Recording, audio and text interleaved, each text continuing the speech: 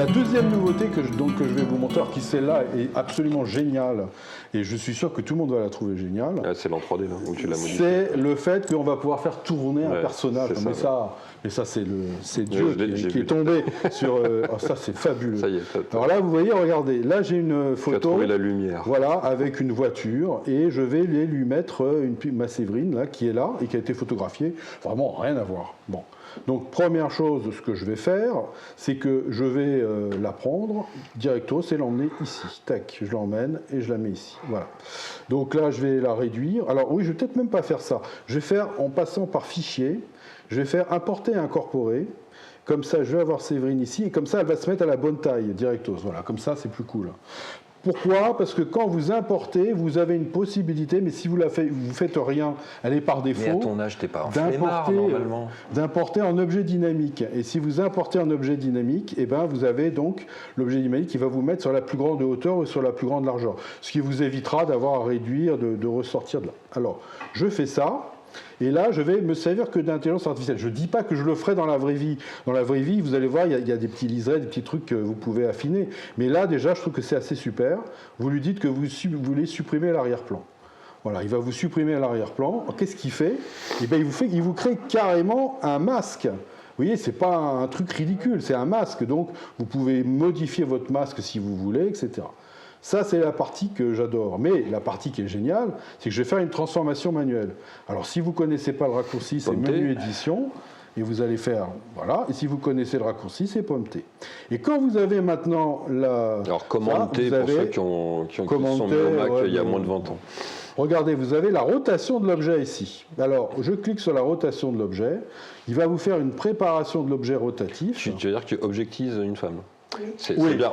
Oui, moi, oui. Alors là, on est mal barré. Hein. Absolument. J'envoie les recommandés à ton adresse. Hein, je te voilà. Alors là, vous voyez que tout devient flou, et c'est normal. En fait, c'est simplement parce que je pense que sinon, vous ne pourriez pas la manipuler tranquillement. Regardez, ce que je vais faire, c'est que je vais lui dire que je vais la ramener un peu plus par là. Et puis ici, je vais la faire tourner plutôt par là. Voilà, je vais la mettre un petit peu comme ça. Voilà. Mais regardez, là où c'est absolument génial, c'est le troisième curseur. Et le troisième curseur, si vous voyez, vous allez dans les propriétés, il vous dit que, oui, vous êtes à 30 degrés. Mais cette photo, elle a été prise avec un grand angle. Donc vous pouvez lui dire, je voudrais que tu me mettes vraiment comme un grand angle. Voilà, on va se mettre vraiment en grand angle. Et puis comme vous êtes toujours en transformation manuelle, vous allez pouvoir la réduire. Voilà, donc je vais la remettre ici. Voilà. Et là, on va être à peu près bon. Donc je vais lui dire de valider ça. Donc là, il va recalculer les pixels pour retrouver une bonne qualité. Alors c'est là que, pour l'instant, je trouve que la fonction n'est pas encore géniale.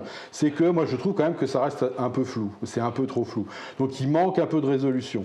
Mais il se trouve qu'il y a un an, le recadrage génératif, j'avais fait d'ailleurs une intervention ici en disant « Ouais, mais on voit, la résolution est vraiment pas bien ». Maintenant on le fait, la résolution, on voit absolument plus rien. Ils ont augmenté la résolution et c'est impossible de voir. Donc là, vous voyez, là, ça y est, elle est là. Mais ça ne s'arrête pas là. Ils ont amélioré le bouton harmoniser et ils l'ont mis là, regardez. Et le bouton harmoniser, maintenant, non seulement il va m'harmoniser ma fille qui, vous voyez, est à l'ombre, elle n'a aucune raison d'être éclairée comme ça, mais il va me créer une ombre, ce qu'il ne faisait pas avant. Regardez, harmoniser, c'est reparti, et je vais avoir 3 variantes.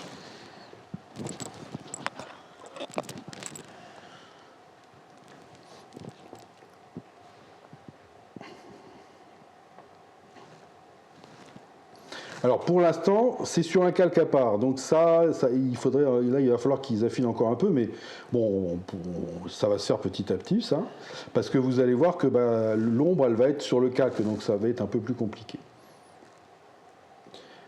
Donc là, qu'est-ce qu'il fait? Il est en train d'analyser l'image de derrière, de comprendre quelle est la lumière, et d'essayer de trouver une lumière pour il est en train de faire disparaître une forêt, ouais. Et là, à mon avis, une ou deux. Parce que là, ça doit turbiner à mort. Mais bon, voilà. Et là, vous voyez que vous vous retrouvez avec vos 3 versions. 1, 2, 3. Vous voyez que celle-là, il y a la lumière qui tape sur le côté. C'est plutôt pas mal. Celle-là, bof. Celle-là, je vais prendre celle-là. Voilà, je vais prendre celle-là. Vous voyez que, regardez, j'ai un calque, donc je peux voir un peu avant. Vous avez vu qu'il m'a créé l'ombre. une ombre diffuse, parce que c'est une ombre diffuse puisqu'on est sur de l'ombre. Et là, vous voyez que il a fait tout ce qu'il fallait. Il a enlevé le petit liseré blanc, vous voyez. Et donc là, vous avez par contre hors de question de la bouger, parce que dès que vous la bougez, vous voyez, vous allez avoir, l'ombre qui est créée. Donc là, ça devient un peu plus. Mais bon, comme vous avez un masque, vous pouvez très bien modifier votre masque, il n'y a pas de problème, vous voyez, vous avez un masque, donc vous pouvez éventuellement modifier le masque. Donc là, vous voyez, on a ça. Bon, le problème, moi je trouve, c'est que c'est pour l'instant encore un peu flou, vous voyez, là, bof, pas terrible. Mais encore, je vous rappelle qu'on est en Photoshop bêta, donc ils ont complètement le droit d'être flou, hein, c'est pas un souci. Éventuellement, ce que je peux vous montrer une fois qu'on a vu ça, ce qui est quand même assez génial, c'est qu'il existe des intelligences artificielles qui améliorent la netteté.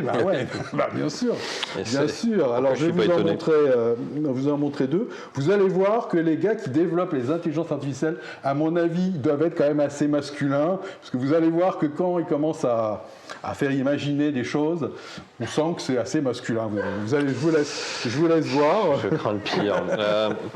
Mais bon, on va mettre l'écran de pub, s'il vous plaît, l'écran de publicité tout de suite. Voilà, donc je vais essayer de retrouver. Je les ai déjà calculés parce que les calculs sont longs. Alors il y a où l'avertissement pour les mineurs? Non, faut pas exagérer. Mais voilà, vous allez en avoir 3. Donc je vais vous mettre une petite réorganisation de 3 images verticales. Voilà, et on va venir ici. Voilà, donc là, vous allez avoir la photo en normal. Donc, je vais zoomer dessus pour que vous voyez un petit peu. Voilà, on va la mettre comme ça. Là, on va zoomer, on va la mettre à 100%. Donc, double-clic sur la loupe, ça vous met à 100%. Là, on va mettre double-clic sur la loupe, ça va vous mettre à 100%. Vous voyez que là, on sent que c'est plutôt des hommes qui ont travaillé là-dessus, je pense. Et puis là, vous avez l'original. Voilà, et donc là, vous voyez que vous avez une intelligence artificielle. Alors, cette image-là, elle est agrandie 4 fois. Et vous voyez que vous avez un meilleur résultat que l'original. Et là, vous avez la même chose, agrandi 4 fois. Mais là, carrément, je lui ai donné la possibilité d'imaginer. C'est-à-dire que là, je lui dis, vas-y, lâche-toi. Et il ne se lâche pas complètement, là, il se lâche qu'à moitié, il est en médium. Et là, vous voyez que on a un visage complètement net. Alors effectivement, elle me regarde, donc là, elle ne me regarde pas. Elle a une poitrine, là, elle n'en a pas. Oui, mais bon, vous avez les cheveux aussi qui ont un peu changé. Et puis si vous regardez en bas, regardez là, la matière sur la texture du cuir, vous voyez que ça s'est nettement amélioré, mais aussi il a carrément recréé des coutures, il a recréé des doigts. Vous pouvez remarquer que les doigts maintenant ils se trompent plus, c'est fini, le temps où il y avait 6 doigts, etc. Non, tout ça c'est fini. Et vous voyez que là vous avez quand même un résultat qui est plutôt pas mal. Donc si je garde, on va dire que je vais garder celle où il imagine. Donc c'est Bloom c'est Topaz Lab. Voilà, vous obtenez ça au final. Voilà. Donc vous avez quelque chose qui n'a plus rien à voir avec l'original de base. Mais c'est un peu lissé quand même. Ah oui, c'est de l'intelligence artificielle tout ça.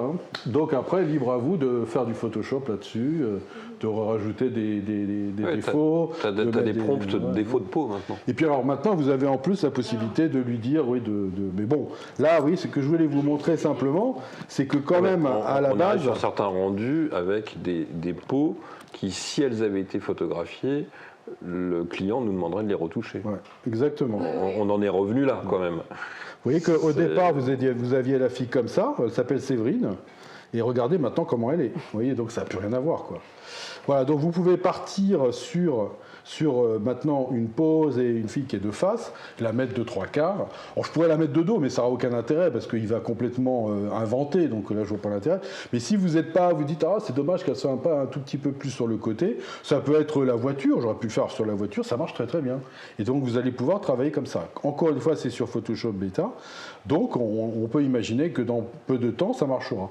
Il y a aussi la même chose sur Illustrator, qui existe depuis plus longtemps. Le problème c'est que je ne peux pas vous le montrer parce qu'à chaque fois que je mets Illustrator Beta, tout plante. Donc j'ai arrêté parce que mais il faut que je réinstalle tout, quoi. C'est une horreur, quoi. Donc je peux pas mettre Illustrator Beta. Mais ceux éventuellement qui ne seraient pas dans une configuration comme la mienne, donc en MacBook Pro ou en Mac Studio, vous pouvez éventuellement télécharger Illustrator Beta et vous aurez les dessins vectoriels qui changent d'axe. Et là, comme c'est du vectoriel, il n'y a aucun problème de netteté puisque c'est des vecteurs. Donc vous n'avez aucun problème. Il faut rester sur une architecture l'architecture Intel en fait. Ouais. C'est Ouais, l'architecture j'en sais rien. type ARM. Mais moi, j'ai essayé sur le studio, ça m'a tout fait planter. Il a fallu que je réinstalle tout. Et sur le portable, je me suis dit, bon, sur le portable, ça va passer, il est plus récent. Même idée. Donc, maintenant, j'arrête. C'est bon, ça suffit comme ça. Voilà. Bon, voilà. Donc, je ne sais pas si c'est le Mac, si c'est le système. Peut-être que sur les nouveaux systèmes, ça marche, mais je n'ai pas réessayé. Je me suis dit, c'est bon.